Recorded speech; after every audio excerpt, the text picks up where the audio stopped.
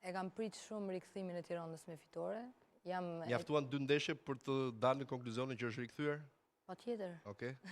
E ndjej, jam thellësisht e kënaqshme me ekipin që ka botë Tirana dhe besoj edhe shpresoj që doja arrim ato që e ka objektiv klubi. Nuk e mendoj ramjen nga kategoria. Pra objektivi tani është mbjetesa. Po. A themi?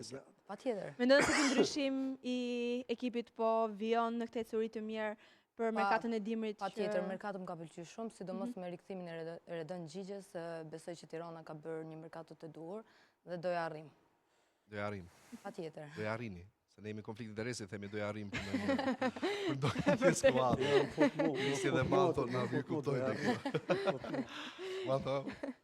Duket fakt që kjo është java e plaseve direkte, siç e tham, ku ka nisur me disa ndeshje, paktën e Gnati Elbasani që dhuruan spektakël në fushë, por dhuruan dhe shumë kontestime, pasi tani po dal pshik që në fillim, çfarë ndodhi aty? Po i konkretisht ndeshja, pati probleme edhe me tifozët, pra më sa kontaktova tifozët e Elbasanit diku rreth 1000 në numër, kishin kërkuar që 1000 tifozë.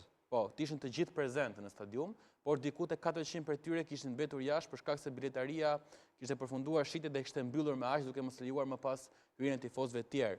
Kjo bëri kjo solli po themi irritimin e tifozëve që hyn brenda stadium dhe vendosën të gjithë në shenjë proteste të dilnin jashtë stadiumit, pikërisht për arsye se një pjesë e tyre mbetën jashtë. Pastaj këto tensione në shkallët e stadiumit u kaluan më pas edhe në fushën e lojës, ku personalisht po e them këtë të paktën 2 penalltit që mori Egnatia ishin shumë të kontestueshme, sigurisht për të parën marr përsipër ta them vetë që ishte shumë e guximshme nga VAR dhe nga kryesori për të vendosur penallti për aspektin e vetëm sepse në gjykimin tim, Kris mund ta bëjmë dhe bashkë diskutimi, nuk ishte mjaftueshëm plane për të vendosur nëse prekja me dorë ishte brenda apo jashtë zone. Pra kishte maksimumi 3 kënde që nuk dukeshin të qarta nëse prekja me dorë ishte brenda dhe jashtë zone. Gjithashtu më pas dhe tek penalltia e dytë. Ndoshta dhoma e VAR-it mand thata e kam pamjen, por nuk e paraqesin kur është ndeshja duke luajtur. Për mua i vetmi kënd që mund ta jepet nëse ajo prekje me dorë ishte brenda ose jashtë sektorit të arbitrimit. Ishte vetëm këndi që ishte nga porta e Sinanit. Se morën stilin dhe VAR-it. Kjo është vulnerable disa ndeshje, jo vetëm VAR-i, më fal.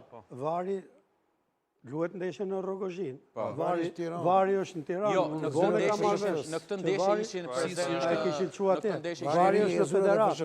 Në këtë ndeshje ishin prej kohësh. Në këtë VAR-i ndeshje qendrën e kanë Federatë. Nuk kanë autobus të lëvizshëm që shkojnë mbas. Kjo ndodh vetëm këtu te ne apo vetëm këtu ke ne. Regji qendrore quhet dhe kjo është një hapi dytë për VAR-in. Prandaj çdo gjë neshje shkurtësh vetëm ke ne, në asnjë vend tjetër. Prandaj çdo neshje kundra Tiranës është me regji qendrore. Asë nuk i vjen. Jo, sepse për penallti. Sepse s'ka një dhomë këto stadiume se besoj Rogozhina dhe sa stadiume të reja. Tirana Elbasani ishte penallti. Penalltia Tirana Bylisi ishte penallti? Jo, s'ishte, e pash. Dgjoj. Ajo penallti që e ka dhënë, të kthehemi pak më para.